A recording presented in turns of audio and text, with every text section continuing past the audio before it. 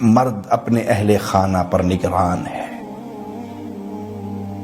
رسول اللہ صلی اللہ علیہ وسلم کا فرمان پھر دوہرا دوں، مرد اپنے اہل خانہ پر نگران ہے، اپنی بیوی پر نگران ہے، اپنے بچوں پر نگران ہے، اپنی اولاد پر نگران ہے، جن کو وہ روٹی کھلا رہا ہے، جن کو کما کر لا کر دے رہا ہے، جو اس کے نیچے ہیں، جو اس کے آرڈر پر چلتے ہیں، جن پر وہ حکم چلاتا ہے۔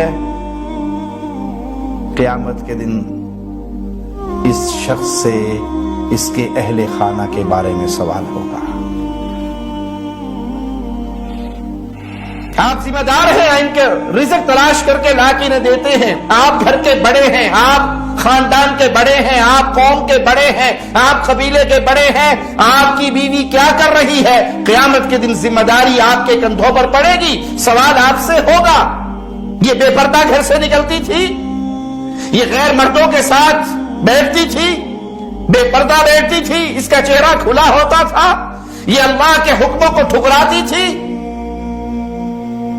آپ مسجد میں نماز پڑھنے کے لیے جاتے ہیں، آپ کی بیوی گھر میں بے نماز ہے، آپ کی بیٹیاں گھر میں بے نماز ہیں، آپ کی اولاد گھر میں بے نماز ہے، آپ پہلی صف کے نمازی ہیں، امام کے پیچھے کھڑے ہونے والے ہیں، اور آپ کی اولاد، آپ کی بیوی، آپ کی بیٹیاں نمازوں سے غافل ہے، قرآن سے غافل ہے، دین سے غافل ہے، پردے سے غافل ہے، اسلامی شعائر سے غافل ہے، اسلام پر عمل کرنے سے کوسوں دور ہے، اور آپ پورے اسلام پر عمل کر رہے ہیں۔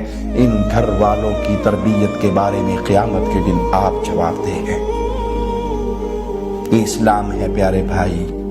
قو انفسکم واہلیکم نارا، اس نے حکم دیا ہے اپنی جان کو، اپنے اہل و عیال کو جہنم کی آگ سے بچا لو۔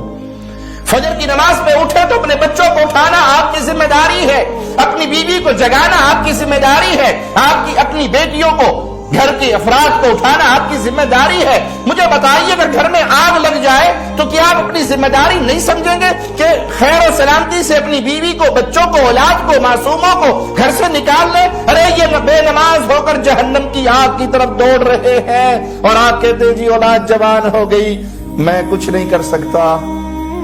موبائل تو آپ نے ان کو لے کر دیا ہے، انٹرنیٹ کا کنیکشن تو آپ کے پیسوں سے خریدا گیا ہے، گھر کے اندر موسیقی کے سارے آلات آپ نے لے کر دیے ہیں، ان کو فلمیں گانے دکھانے کے سارے انتظامات آپ نے کیے ہیں، اب آپ کہتے ہیں میں کچھ نہیں کر سکتا۔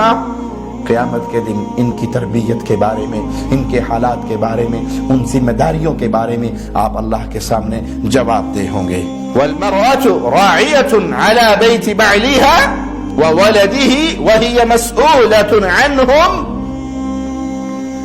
عورت نگران ہے، ذمہ دار ہے، اپنے خاوند کے گھر کی نگران ہے، اس کے بچے کی، اس کے مال کی، اس کے گھر کی۔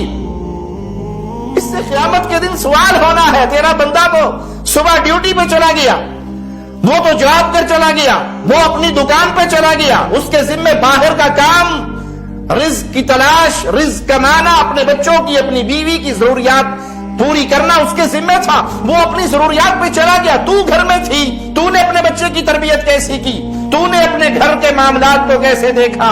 کیا تیرے حکموں کو اس گھر میں نافذ کیا جاتا تھا؟ وہ حکم اسلام کے مطابق ہوتے تھے یا خلاف ہوتے تھے؟ تو نے اپنے بچے کی تربیت کیسی کی؟ تربیت ماؤں کا کام ہے، بیٹیوں کی تربیت ماؤں کا کام ہے، اولاد کی تربیت ماؤں کا کام ہے۔ یہ میاں بیوی مل کر اپنے گھر کو جنت بھی بنا سکتے ہیں اور جہنم کا گڑھا بھی بنا سکتے ہیں۔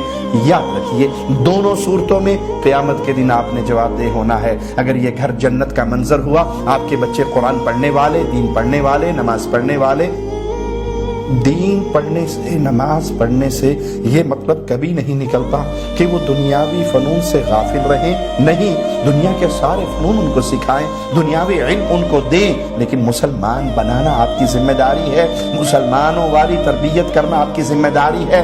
اپنی بیٹیوں کو عائشہ صدیقہ کے نقش قدم پر چلانا، فاطمہ الزہرا کی سیرت پڑھانا آپ کی ذمہ داری ہے۔ اپنے بچوں کو صحابہ کا درس دینا، ان کی زندگی ان کے سامنے کھول کر رکھنا، ان کی اسلامی تربیت کرنا، یہ آپ کی ذمہ داری ہے۔